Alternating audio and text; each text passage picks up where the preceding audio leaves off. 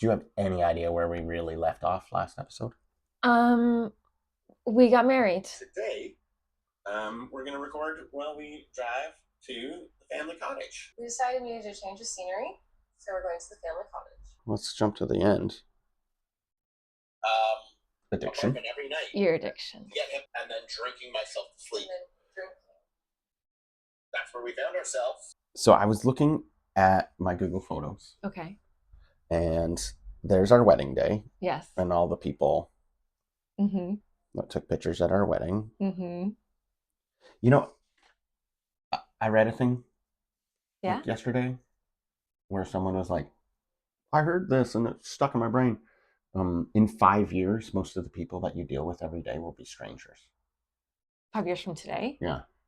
Like your coworkers, the people you see every day out in your town. 5 years from now, most of them are probably going to be like considered strangers to you. Okay.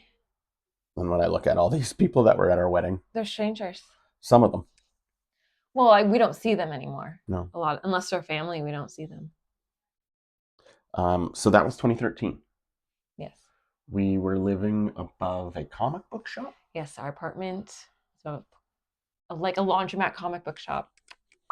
And there was somebody in the place underneath us, and then it became a barbershop. That's right. We never saw that person. We never saw them. Oh, and our neighbors.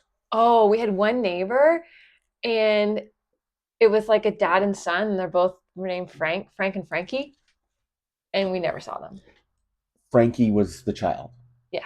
Of Frank, and pretty sure he had agoraphobia. I think he just never, the son never left the apartment. We saw the dad. I think we thought it was only one person in there for the longest time. For like a year. And then it was like, there's somebody else living with you? Yeah, my son Frankie. Yeah. I never saw him with my bare eyes. No, but our floors were connected with walls on top, like it was hardwood floors, and we could hear their steps as if it was in our hallway. It was weird. It was creepy. Really nice apartment though. It was all right for the time. Tiny bathroom. The tiniest bathroom with like a custom tiny bathtub. Yeah. Here's you in... Me and my purple hair. 2015. Yeah. June 2015. And then here's me in July. Yeah. I was not in good shape. Yeah, you can't really see it in that photo. It's more just like your beard is very uncut. No. I mean mentally, and I think you can absolutely see. Oh, you're talking mentally shape. Yeah, no, you can see that in the photo for sure. This is the photo that I pull out as a contrast between mentally well. You can see it in your eyes. Like there's a lot going on behind that. So at that point, we're married for about 2 years. Yeah. I was a bartender, and at that point, I was not the greatest bartender in town. Because of your mental health. Yeah, like I was the lead guy. I kind of got to make my own schedule. I did 4 or 5 days a week. I was making very good money. Yeah. I was the award-winning bartender. I won a contest pouring Guinness. They put me in the newspaper. I'm the youngest of a big family in my hometown, so everyone coming in knew my dad or my brothers or my sister. But I was like full-blown alcoholic at that point. Yeah. So you know what? Looking back here, yeah, that wasn't bartender Peter. That was water delivery guy. Yep. So I became so depressed. My life was waking up at like 3:30 in order to get to a 4:00 shift at the bar. I would try and get cut from the bar so I could start drinking. Yeah. As soon as I could. I didn't care about anything except getting off work and starting drinking.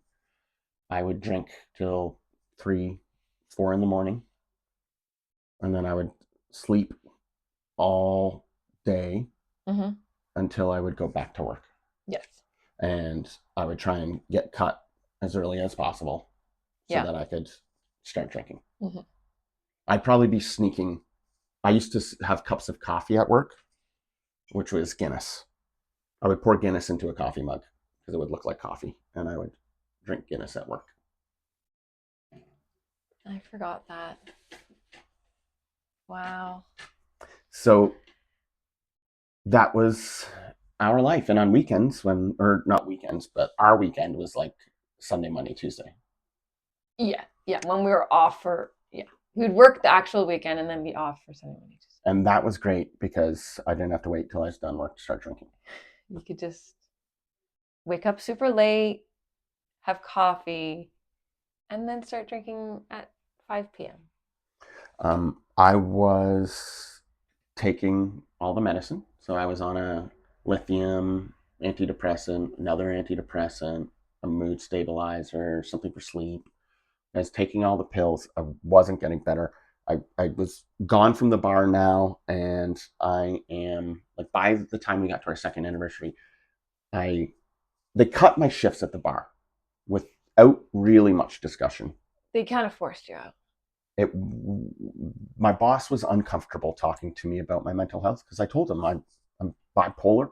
I've gone into a very deep depression. This happens. And so he cut my shifts. Essentially, he cut my hours because I was having a mental health issue, which the legality of it is kind of... Legality aside, I took the victim mentality in that. Okay. I took offense to that, and I was like, you can't do that and whatever. So we were not on good terms. I left, and we boycotted that establishment. Yeah. And this water delivery job was offered up to you by a friend. Yeah. And it forced me to get up every day. Yeah. 8 a.m. he had to start. I had to get up at like 7 in order to drive out there. And that's when the sleep apnea really became apparent, because I was falling asleep in this water delivery van. Yeah. It would be like 9:30. I just left from picking up the van full of water. Yeah. And I'm delivering those like 20-liter jugs. And I'd be almost falling asleep on the road. So we got the sleep study done. And you'd be done at like 4:30 and you'd be so tired. Grumpy. So grumpy. Just not a nice person to be around. And it looks like I kept the beard through till Christmas. Oh yeah, no, it was your Christmas beard. That was the thing you did. It was a Christmas beard. And then you would shave it at Boxing Day. Yes. So going into 2016, I was water delivery guy. You were still serving? I think I was downtown now. You were serving during the day because I was working a day shift. She wanted a day shift. I went to like a lunch restaurant where it closed at like 5 p.m. Working for one of my childhood friends. Yeah. One of my best friends growing up had a restaurant like just out our back door. Yeah, it was super close to our apartment, and it was very convenient. Here you are. So that was your spot in our apartment. I liked the corner of the couch. You'd be over, and I would be across, and I would have my vape in one hand. Yeah. Or maybe I was still smoking cigars at that point. No, vaping. You were vaping, because once we moved into that apartment, going outside downstairs to smoke a cigar was not happening. Yeah. So I had my vape in one hand, my beer in the other. Yes. And you would ask for me to like sit with you. I'd be like, hey, can we sit on the couch together and watch this? Can we snuggle and watch this? And you said no, because I need to have my beer in my hand and my other hand's for vape, and I can't cuddle that. I also would not hold your hand in public. No, you didn't want me to touch you? Yes. At that point, I would say things like, I don't like being touched, even by her. I don't want to be touched by anybody. Yeah. Touch really made me uncomfortable. Yeah. And in my head, I was just a collection of disorders and issues. There's another look I would see a lot of. So at that time, I'm not doing well. You're not telling me you're not doing well, but you're not doing well. I'm not doing well. So the things that I wanted to be doing, that I was interested in, that we weren't able to do it because of where our apartment was like just barbecuing. We had no balcony. We had no front yard. Like our door went to the sidewalk. So I would go to my sister's after a day of delivering bottles of water. Yeah. And we'd hang out on her porch and with my nephews, and maybe we would like use their barbecue and barbecue some stuff. Yeah. And I'd be drinking. A lot of driveway sitting. You would drive back. And I really didn't do any beer brewing between Calgary and this time in our life, but I started brewing beer again. Yeah, in that apartment. And you know what it was, I think?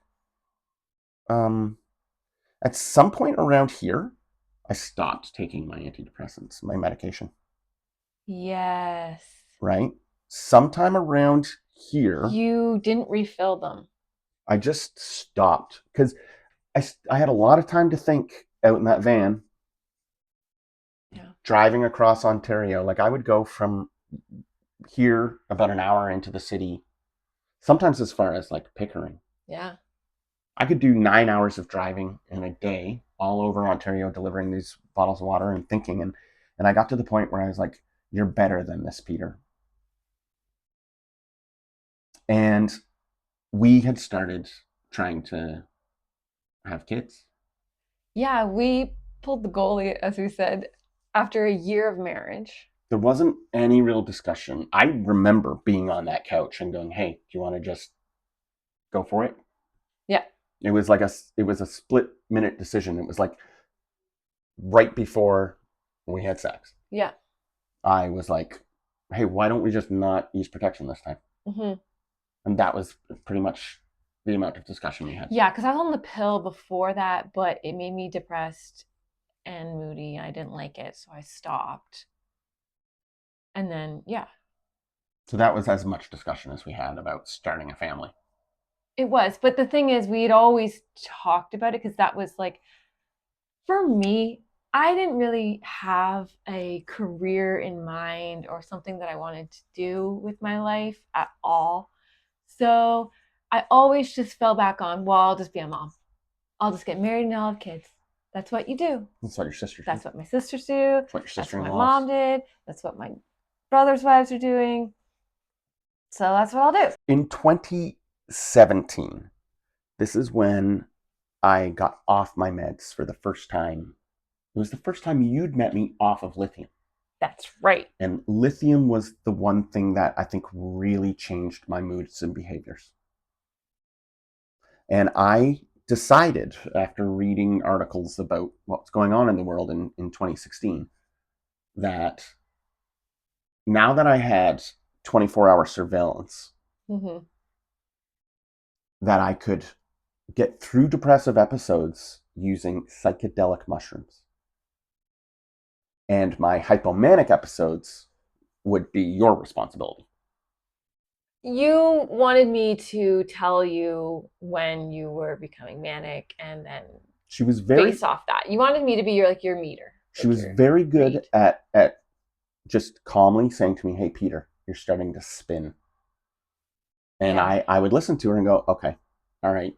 And be able to kind of like not get caught up in that spiral of excitement that turned into hypomania. Yeah.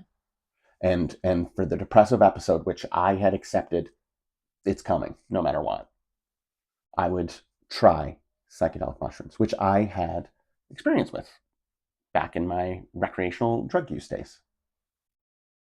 And it made sense to me that this would be a good antidepressant because anytime I had used them, I would have these realizations, right? And they would stay with you, right? The good thoughts and the new kind of perspectives that I gained on psychedelics back in the day, they didn't disappear the next day. They stayed with you.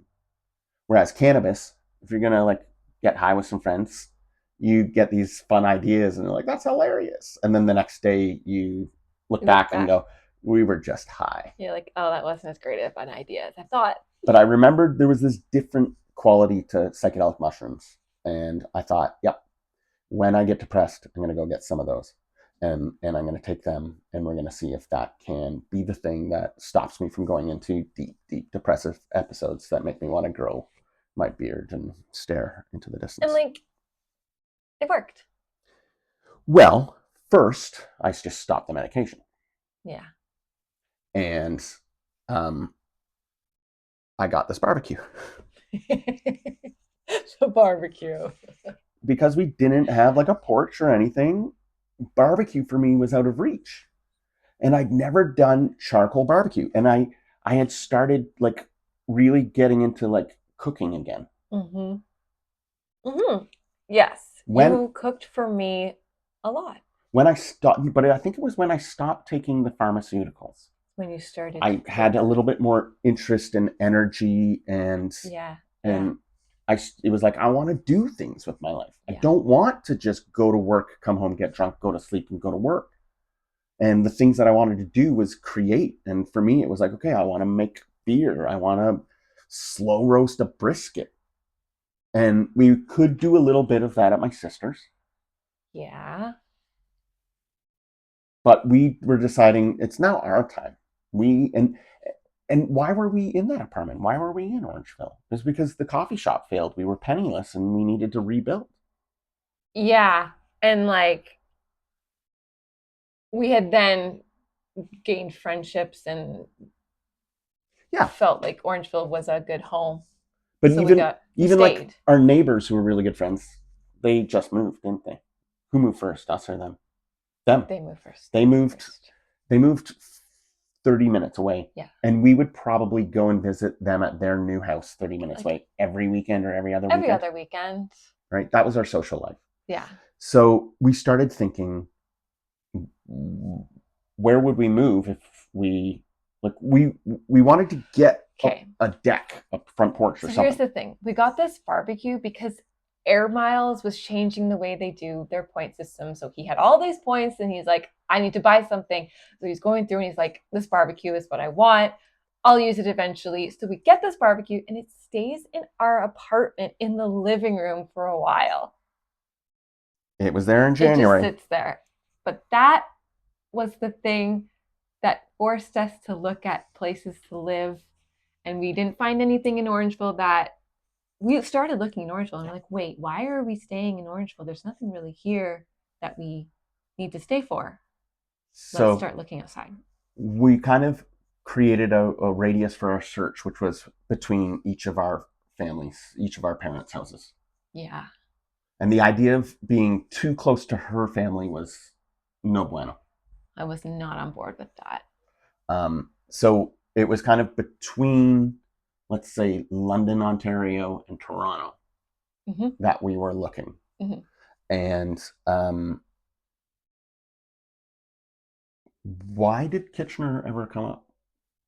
Was there anything in particular? I think it was just there was housing that fit our...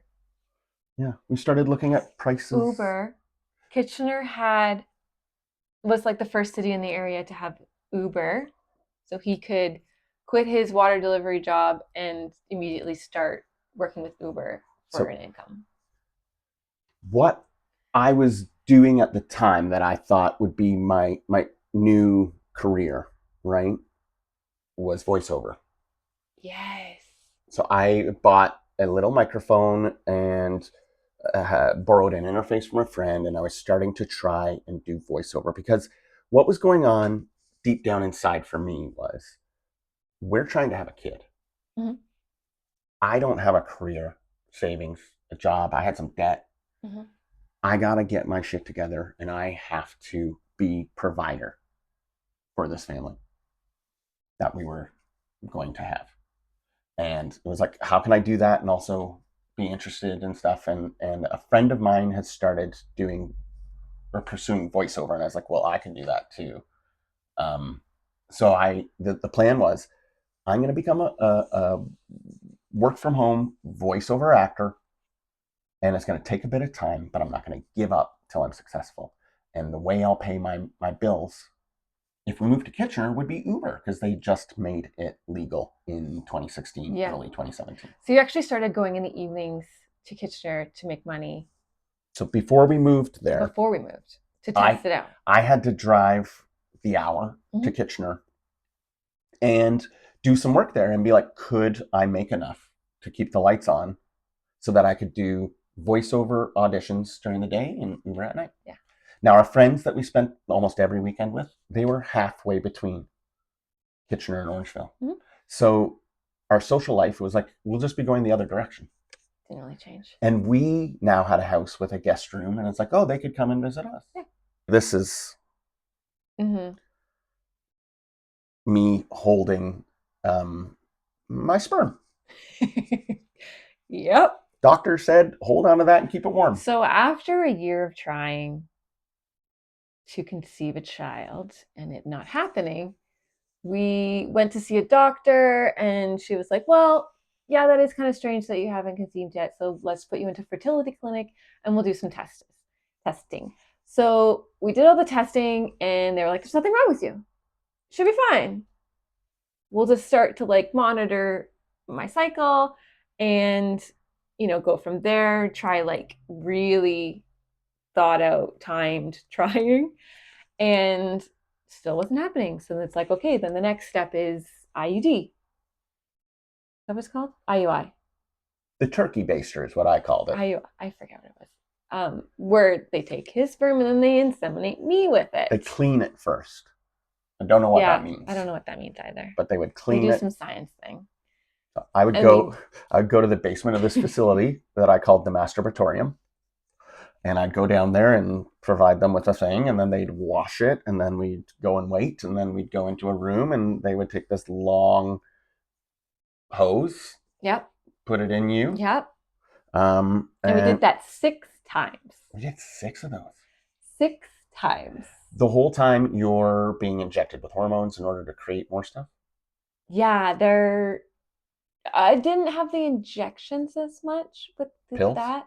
But I was taking a lot of pills. I was taking progesterone and like thyroid medication and estrogen to keep my levels and we had perfect. No health benefits. Right. So all of those drugs we had to pay out of pocket. Which means we were taking from a line of credit. Correct. So we were going into debt for this. Yes. I'm pulling this up because this is Valentine's Day. Oh, okay. So we went out to dinner on Valentine's Day, and I was being a big grump because I had strong feelings about performative affection and Hallmark holidays. And she would always be like, you might find this hard to believe, but anytime she pulled out the phone to take pictures and stuff or to post on social media, I was against it. Yeah, he would like put on a little, I'm grumpy, I don't want this. I needed to show the world. Yeah. For me, yeah, anything kind of performative like that, I was like, And it was just for like a handful of close friends that I was sharing it with. He was still like, nope. And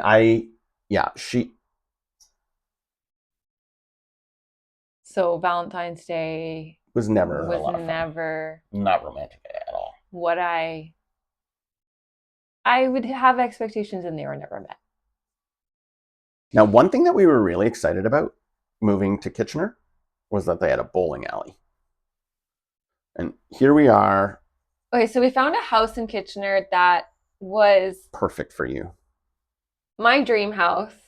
It was a little bit out of our budget, but we're like, we'll make it work because it was perfect. It was detached. It was a century home. It was in a gorgeous little neighborhood. And it was right by a bowling alley. One of my great friends moved into that town, so now we could reconnect. Yeah. We were going to do creative projects together.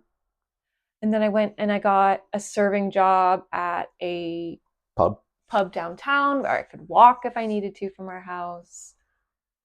I was driving for Uber and created a little voiceover studio. So I was doing voiceover auditions, and at night I was driving college students around because you have 2 really big universities in that area. I, had a basement where I started collecting tools, and I would brew beer down there. Yeah, you could have your like mad scientist lab in the basement. Whenever I was left to my own schedule, I would revert to a very late in the day wake up. Late night. Well, when you drove for Uber, you would drive past the, the bars close at 2, and then everyone needed rides. So you would drive. I'd drive to like 3. 2 or 3, 4, sometimes 4 in the morning. And then I'd get home and I couldn't go straight to bed because my mind was active. So I'd have to drink 3 to 6 beers. And then you wouldn't go to bed till like 6 a.m. And then I'm sleeping all morning. And I'm awake. And your job didn't start until the evening. Yeah, like rarely I would do the lunch shift, but most of the times I would start at 4 or 5 p.m.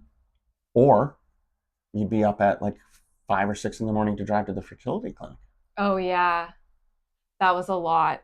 So the fertility treatments was literally like from the beginning of my cycle, I had to go every other day.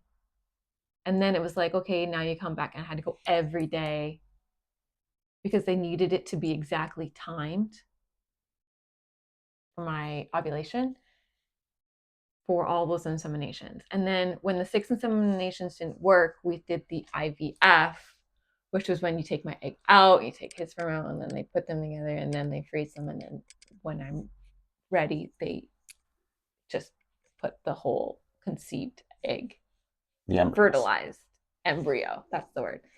Zygote? Zygote? There's all sorts of different language and names. But the thing with this one is I had to get like injections and I was doing those for you. Jerome suppositories and yeah. And I hated needles at the beginning of all this, but I had to get my blood taken every time I went to the clinic. My arms were like, I looked like an addict. Like they were all prodded and pruned and purple. It was brutal. But then I got to the point where I could inject myself because it all just became so normal, and which is so strange because like now even like to get a needle, I think I would have that fear again. Be like, ooh. Yeah. But you were, doing a lot on your own because I was working 4 in the morning and sleeping. Yeah. And the whole again, it was like since I was a kid, tortured by this. It was this medical condition that I felt victim to. One in, many other medical conditions that I, growing up, had. And I didn't really fight it. I just tried to live within it. Mm-hmm. So, happy things, we joined a bowling league when we moved there. Yeah. There's a bowling alley right down the street. Good. For me, moving to Kitchener was like, this is the beginning of us putting down roots in a house where we could have kids. Like we had a room that was the nursery. It was going to be the nursery. Yeah, it was like a 3-bedroom house, and the small room we were like, this is going to be the nursery. Like we knew going to like our thoughts were that we were going to this house and we are going to start a family. And Kitchener was going to be our home. We were in a good neighborhood with a good school. Like everything was perfect.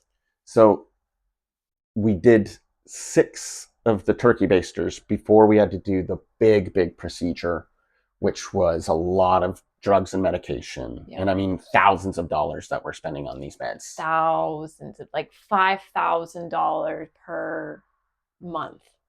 And I was off my medication. Yep. So before I even got to that depressive episode that I said was going to come, and I was going to use mushrooms to try and use it as an antidepressant, mm-hmm.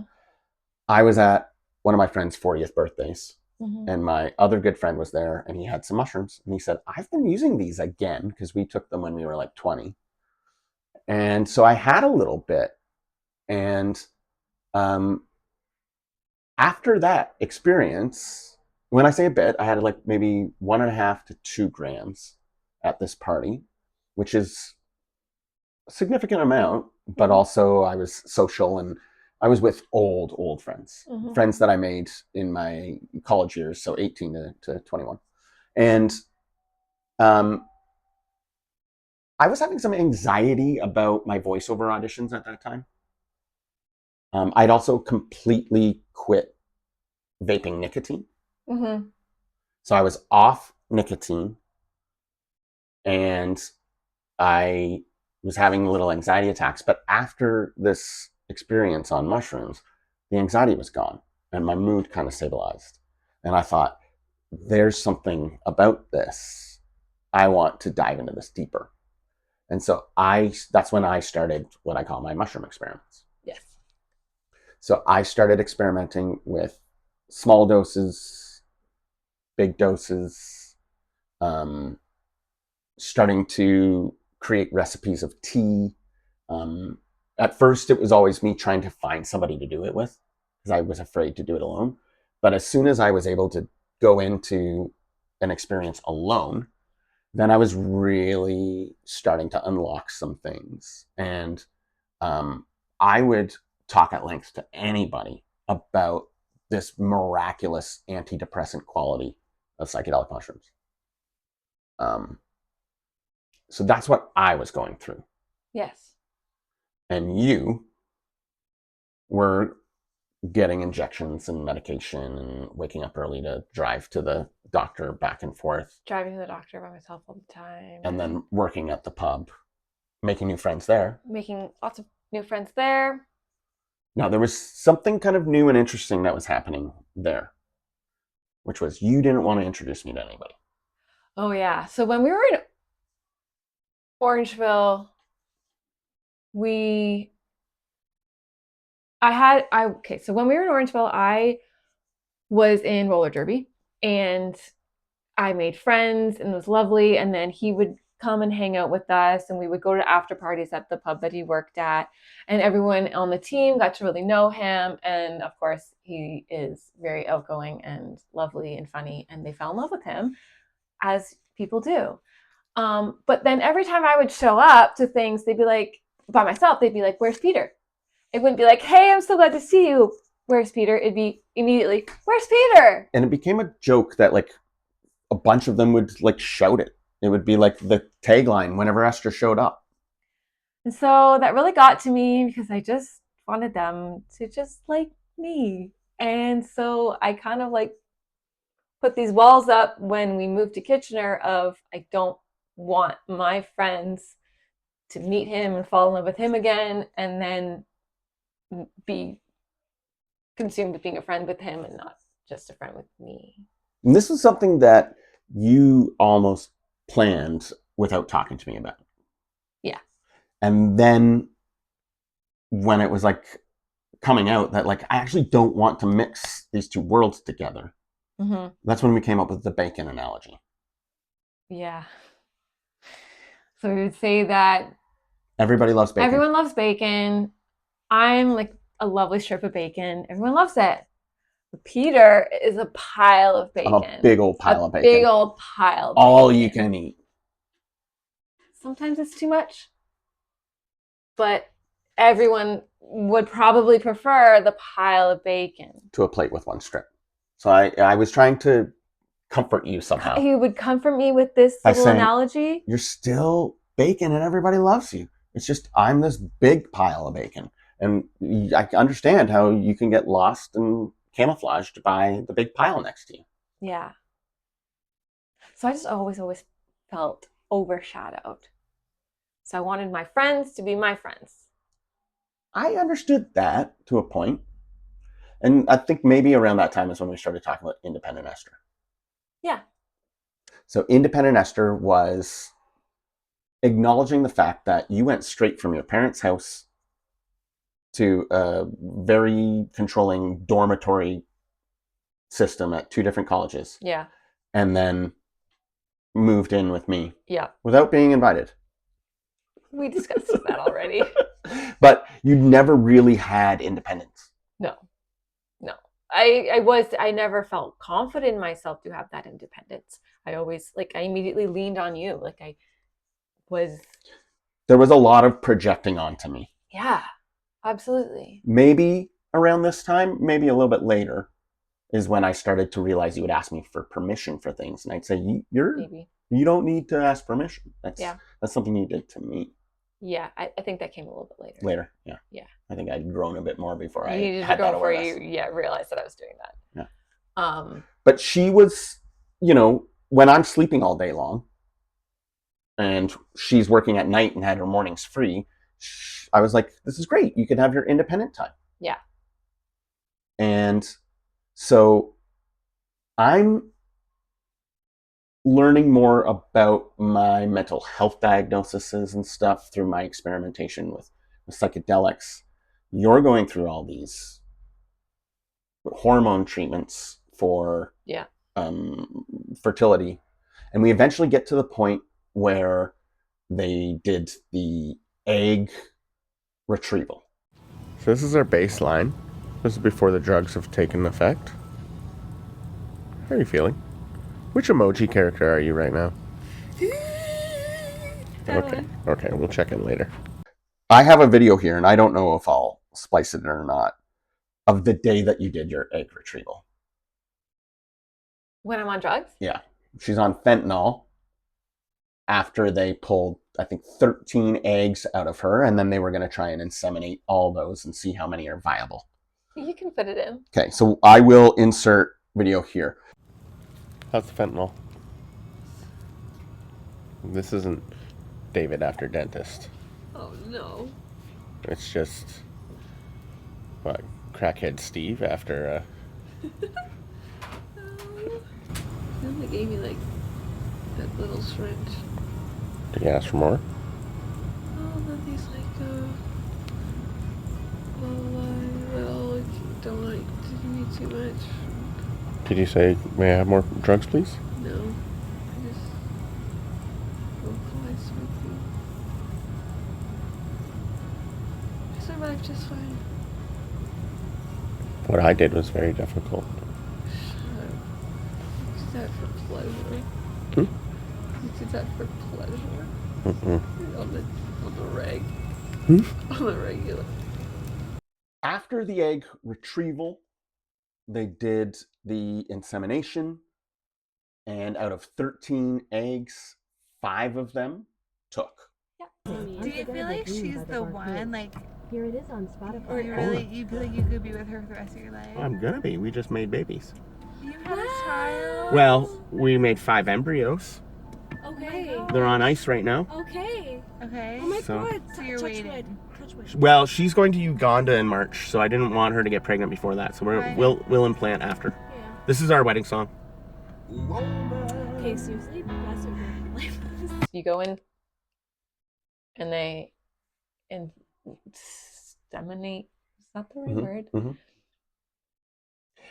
And after they do it, the nurse then answers some questions with you about it. And Yeah. my question is, I said to her, how long until we can have sex? And she, I don't know if she said like 2 days or 2 weeks. But forget what my it was. response to her was, both of us? Which I just thought was hilarious. And I don't think the nurse thought it was hilarious. every time we did this, we did it 3 times with the same nurse. Mhm. And I had a similar joke, like, what about masturbation? And the Mhm. 3rd time was when she said, I don't think that's appropriate. something or like that. I'm not going to answer that. Yeah. Something But like that. I just thought it was the greatest. And I'm just illustrating the level of maturity and seriousness that I brought to it. yeah. Because that first egg, Look, like, I was going through so much internally and physically in my body. And you're just the guy that goes and jizzes into a cup and then makes jokes. And it's like, deep down, I was terrified that I wasn't going to be able to provide. yeah. And as we'll talk about, as I learn about myself later in the story, that's the only value that I thought I brought, was as provider. And I would use humor to deflect or distract away from the fact that I was an Uber driver, not making very good money. I was not finding success as a voiceover artist. The whole Uber thing, I leaned in and was like trying to start a business with a startup technology thing. And Yeah. I don't know how much we have to talk about the game show in the Yeah. back of the Uber car, but like I had this dream that the only way I could be successful is if I had this big payout. And so I was putting all my time and effort and energy into trying to build this business. And because as an Uber driver, people were like, you're the best. Can I pick you again? Yeah. And I thought, you should be able to. I would actually be able to be successful. I'd be able to make a good living at this if I was busy all the time and had regulars. And I started going down this path of like, if you had the opportunity to impress a passenger in a way that would make them be able to pick you again, what would you do to impress them? So I started putting lights in the car and making trivia games for them. And so it got to the point where I was getting a lot of attention, and I got the attention of a guy who was a former vice president at Research in Motion, which made the BlackBerry. Mm-hmm. This guy was a multi-millionaire. And one of his associates had a ride in the car, put me in touch with him. We took a couple meetings, and he's like, I'm going to put you in touch with this local rideshare company that's not Uber. And we were in talks. They were going to realize my dream. Mm-hmm. I was going to get my own like app where you can pick Peter to be your driver. And all my attention was going into that. Yeah. And then we went to our first insemination where they put that first fertilized egg in you. Yeah. And she got a phone call, I don't know how, 5 days or a week after. It didn't take. No, it did. The first one did not take. The first one didn't. No. Which one did? Second. So the first one was nothing. The second one, you were pregnant. I was pregnant. And for me, it was like, now I really I've got 9 months to get this idea into a business. And that's all I was focused on. And the truth is, I did expect my husband to provide more than you were, and I was secretly resenting you because you weren't living up to that expectation, and you would have these big ideas that this was the thing that we were gonna have your big break, and then when it, like, you would have these cycles of, and I would get my hopes up and I'd be like, this is it, and then when it didn't fall through, then you would fall apart. When it did fall through. Yeah. And this is the whole bipolar cycle. Yeah. Right? That nothing good comes from consistent daily growth. It must be a big win or a big loss. Mm-hmm. Mm-hmm. And I wasn't on any mood stabilizing medications. And I was using mushrooms regularly in order to maintain a non-depressed state. Yeah. And I don't know if it was 1 week, 2 weeks, or 4 weeks before we went for a checkup. It was 7 weeks. So after 7 weeks, we went for the ultrasound. And the ultrasound... It was the ultrasound to find the heartbeat. And the ultrasound technician just kept on saying, I'm sorry, without any context. And didn't say anything. And there was no heartbeat. And then she left. And then we found out that it had not grown. Blighted ovum? I don't know. I don't remember. But it was essentially a sac with nothing in it. Yeah. Yeah.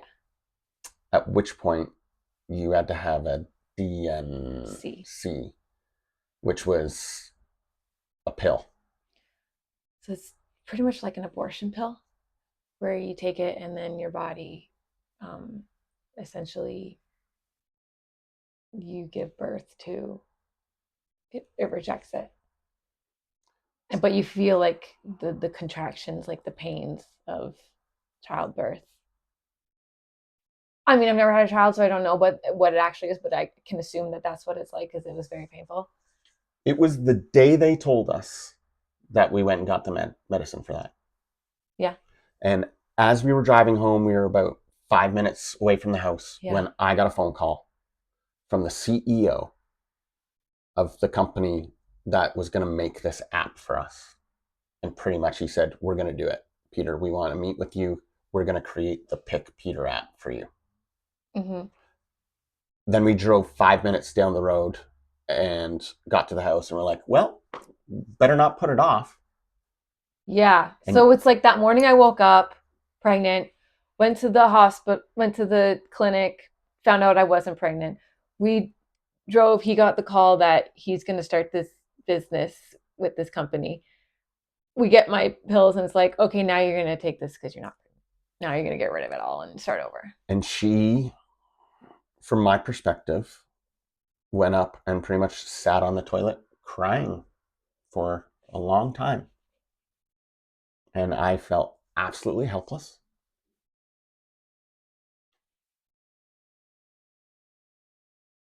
And it was the most horrific experience ever. I just remember when I knew it was all out of me, I couldn't look at it. I didn't want to look before I flushed.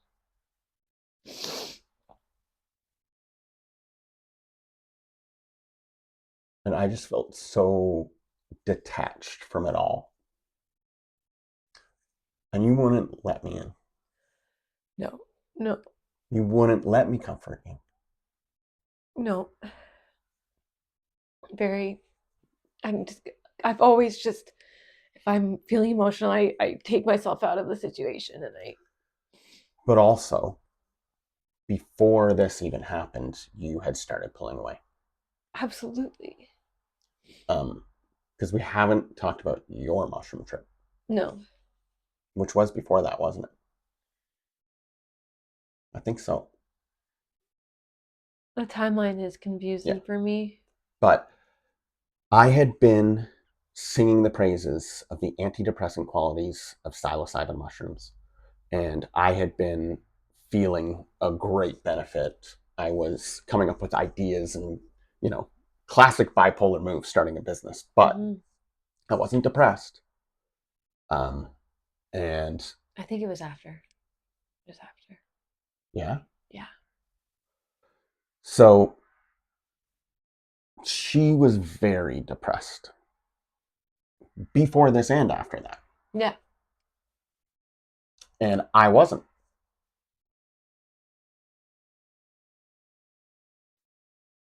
And I had done enough trips with myself that I actually started tripping with other people.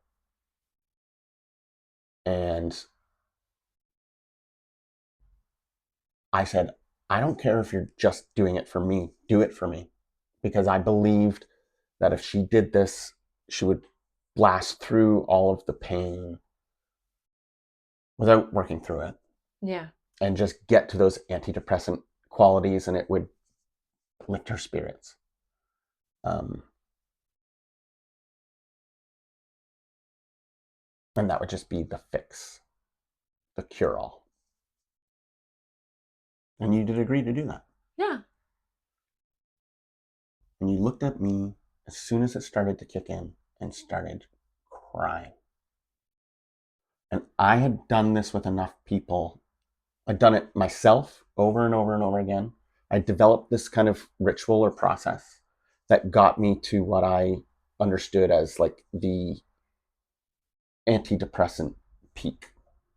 Like, it's difficult and disorienting until you get to this moment, and then, oh, you kind of figure it all out. You can't talk about it. But it was getting there to that moment that you go, oh, depression can't exist here. Mm-hmm. And whatever she was going through at the beginning of the trip, I was like, that's okay. You're going to push through it, and you're going to get to that place. And then it won't matter. And I kept on asking her, what's wrong? Why are you crying? It was very early. And she looked at me with this very unique look that I hadn't really seen from her before. And just sobbing, but like trying to smile through it. Mm. And I knew that she was avoiding something, but I wasn't going to push her because I knew, okay, the medicine's going to do its work, and eventually you're going to get to that peak experience. And so my job as the guide in this was to just kind of model behavior. And so I tried to do that. And you did eventually get to that peak on your own. Yeah. Yeah. I had probably only worked with like 2 or 3 people before that. Yeah. And she got to this peak experience up in the guest bedroom upstairs in the house. Mm-hmm. And I think I probably shouted something in the house like, I figured out the answer to everything. Yeah. And she ran down and lied down beside me. And she's like, you had purged. I threw up. Yeah. So she had threw up, purged. And even in the discomfort of that, you were like, that actually felt great. Yeah. And that's when you kind of had this cleansing moment, right? Yeah. You agree? Yeah. Okay. And then the next day, this wall went up again. And there was this defiance in her because I saw that she was sweeping the basement steps. And they were full of dirt and grime They're very dusty. Very dusty.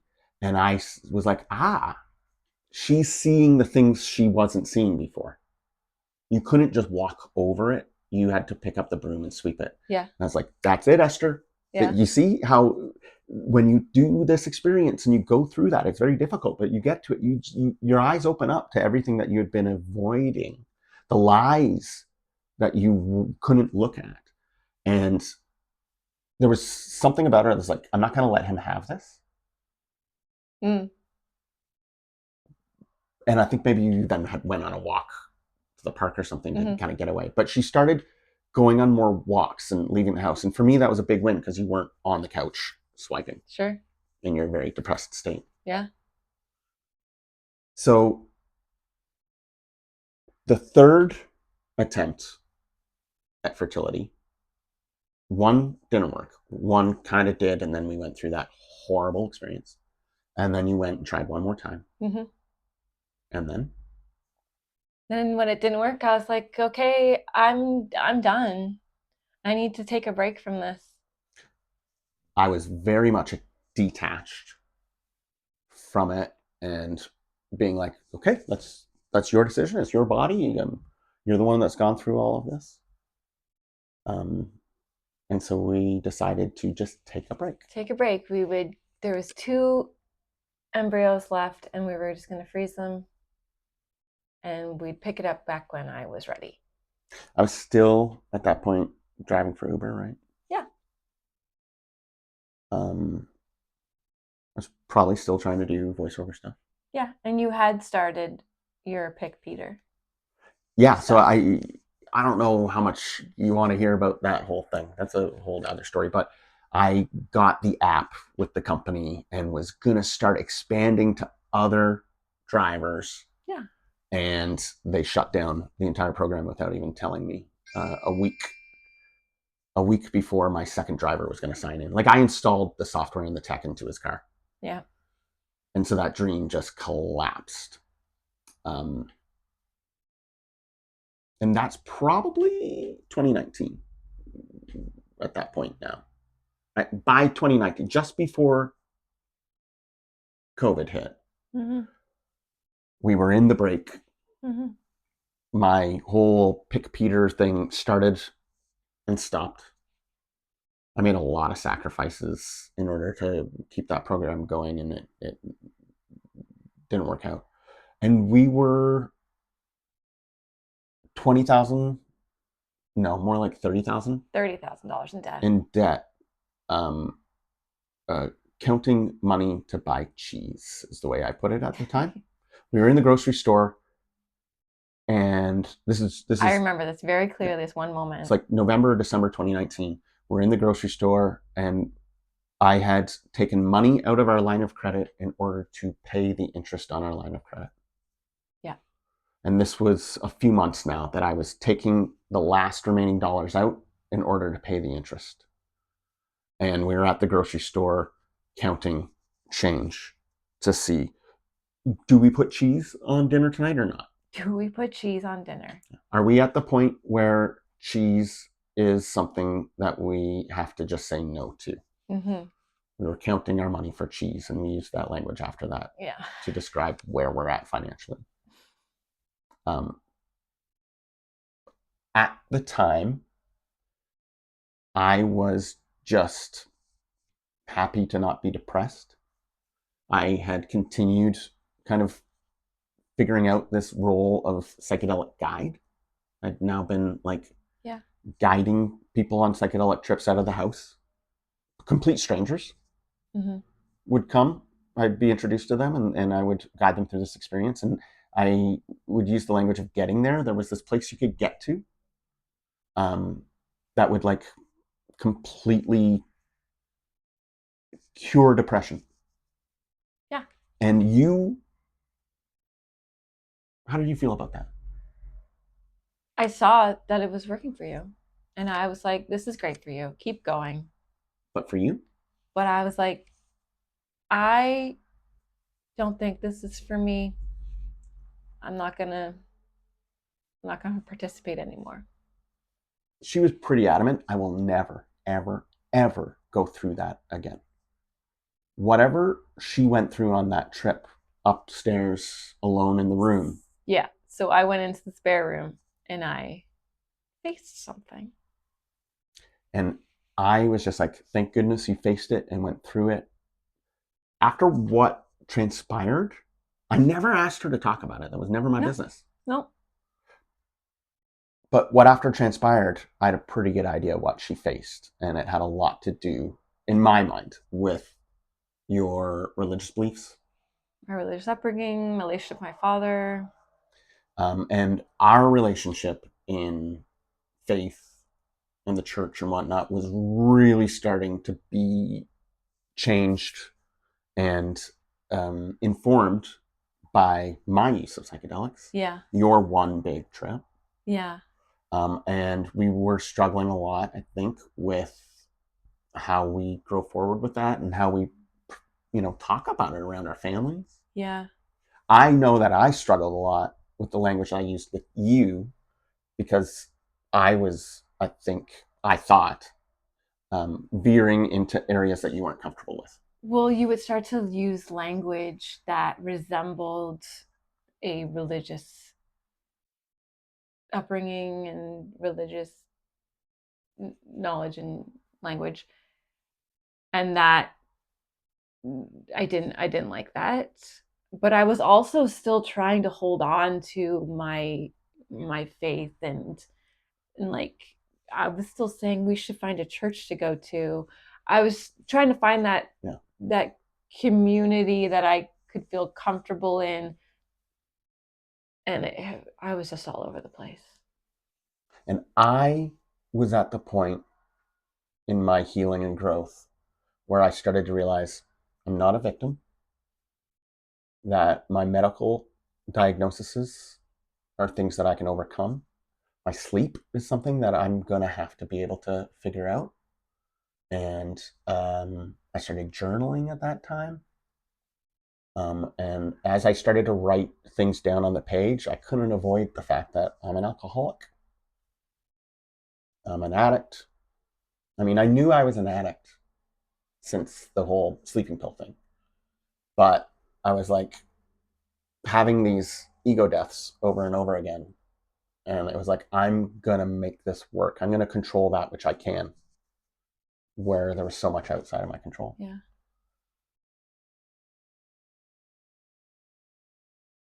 That's where we find ourselves right before the pandemic. Yeah. 2019. Going into 2020. Yeah.